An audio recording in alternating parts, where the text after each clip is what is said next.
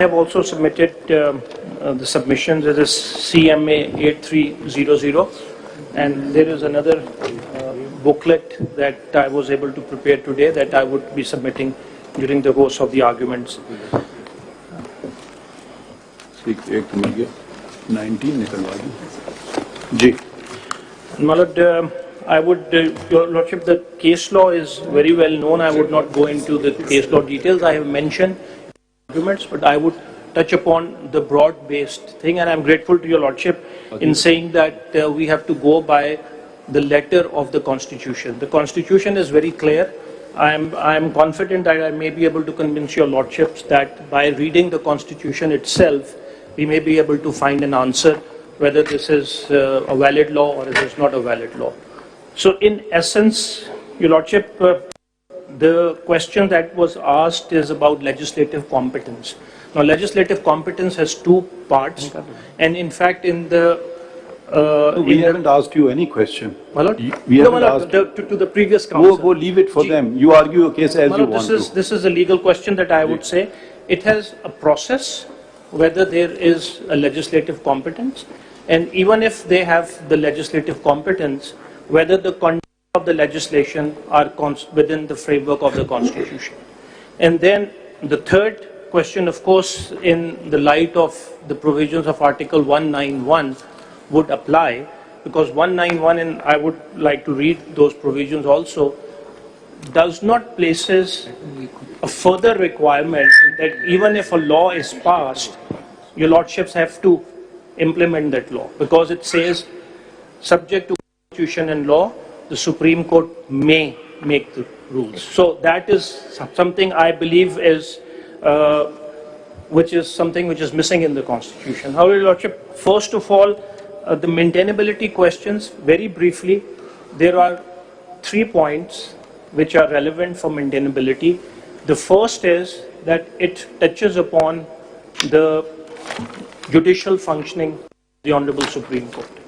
Now, judiciary is one of the 3 pillars of the Constitution or the state, and therefore, if we go by mathematics, it covers around 33%, if not more. So that is a very substantial question. Please make some legal arguments. Malad, that is... No, please, aage badhiye na. 33%, what sort of argument is Malad, this? because it touches upon one of the pillars of the Constitution. And if it's a fact that then Malad, the second point is, of course, if Your Lordship may see Article 50, if I may... 50, Malad.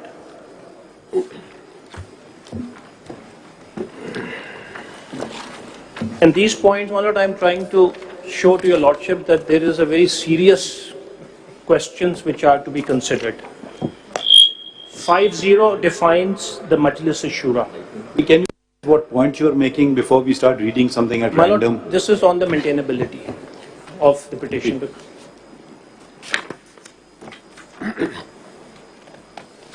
There shall be a Majlis-e-Shura, Parliament of Pakistan, consisting of President and 2 houses, to be known respectively as the National Assembly and the Senate.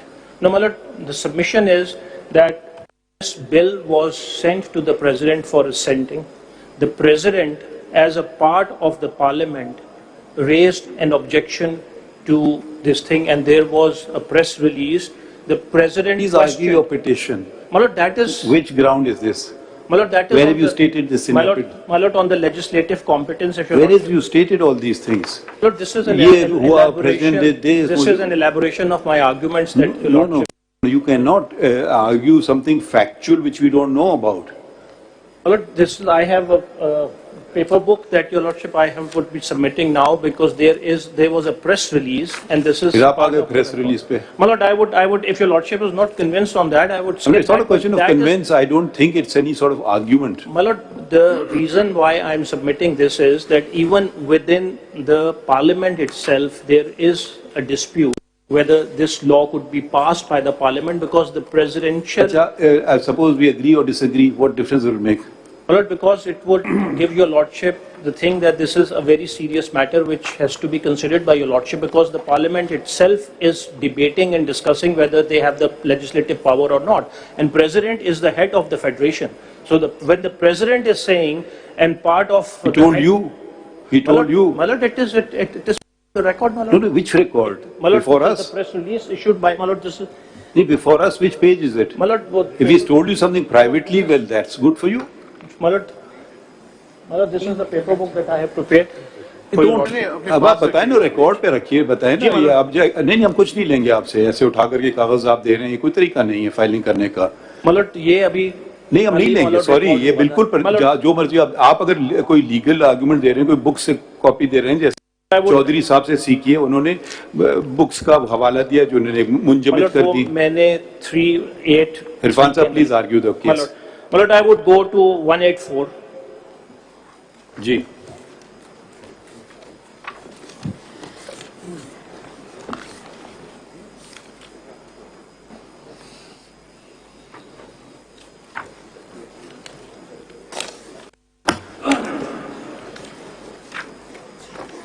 And my Lord, the relevant grounds I have mentioned, they are starting on 184, is starting from page 8 of the paper of the paper book, the submissions that I have made. Your Lordship, if with your permission, I would start the wordings of 1843, my Lord.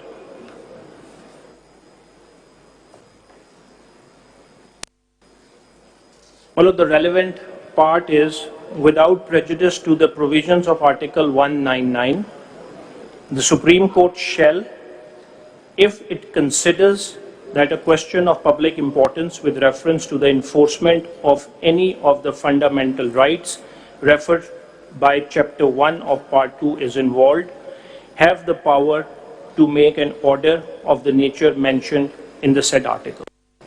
The legal submission is that this provision of 1843 is not beginning with subject to Constitution or subject to the law. This is an open-ended, wide provision which, even when we compare it with Article 199, 199 is subject to the Constitution and it permits only an aggrieved person to bring out a petition.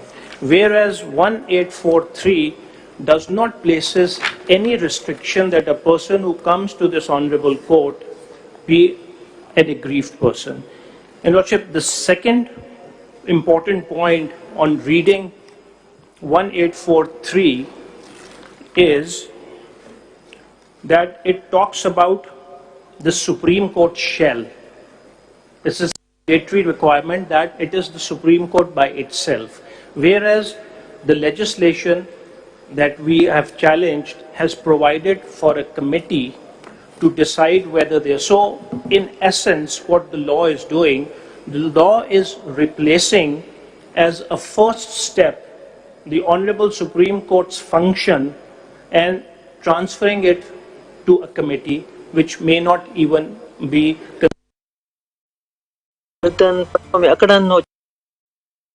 And the third condition of 1843 or the power. Are you, just clarify this, are you contending that individually Chief Justice of the Supreme Court cannot invoke this power and this power vests exclusively in the Supreme Court, which means the Chief Justice and all the judges of the Supreme Court? Clarify this. Lord, what are you saying? My Lord, that to that, my Lord, 191 gave the power of. आप जवाब दे रहे हैं, अब दूसरी तरफ आप चले जा रहे हैं. My Lord, no, my Lord, I'm coming to that question because that is relevant. In the context, it's relevant. My Lord, the power was to the Supreme Court. The Honorable Supreme Court sat down, they made the rules. And all the judges, the Supreme Court, then delegated their own power as a whole to the Chief Justice through the rules. So that is. कहाँ लिखी है ये बात? My Lord, that is in the rules, my Lord. Whether the Supreme Court can grant the power assigned to the Supreme Court in the Constitution to someone in the Supreme Court, say to the Chief Justice or to the senior attorney or anyone. Can this be done? That is delegation of power का that is the delegation of power. That कौन is सा rule है? Article 191 empowers the Supreme Court to make rules. My lord. And those rules are administrative in nature. Absolutely. And the formation of benches is an administrative power. So is the fixation of cases. My lord. Now, what this law does is, notionally, it removes that power from the Chief Justice and assigns it to 2 more judges, a committee of 3 judges. Yes, my lord.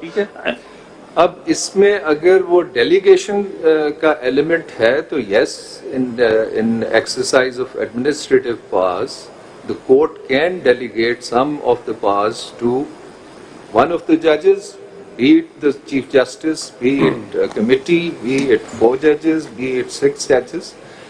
That power has been exercised under Article 191, which is a constitutional mandate. Absolutely.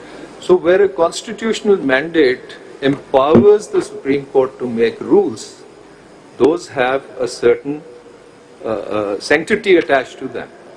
My lord, we have to also see what is the constitution mandate as a whole. The constitution itself recognizes this principle of delegation of powers. Even the parliament has the parliamentary parties. The function, certain functions like the law-making function is delegated to the select committees or the thing. So that also works in the company law also. That is, I think, one of the fundamental principles of law as a whole, that the powers can be delegated to another person or within that body. So that is what my submission is. This is not a delegation of power. Yes, This is not a delegation of power. ये तो Chief Justice along with 2 members of the bench or the Supreme Court will make the cause list or the benches. That is, Chief Justice has himself not delegated any power to the other 2 judges. Then so this is not the case of delegation. Then the question would arise that the Supreme Court delegated the power to the Honorable Chief Justice.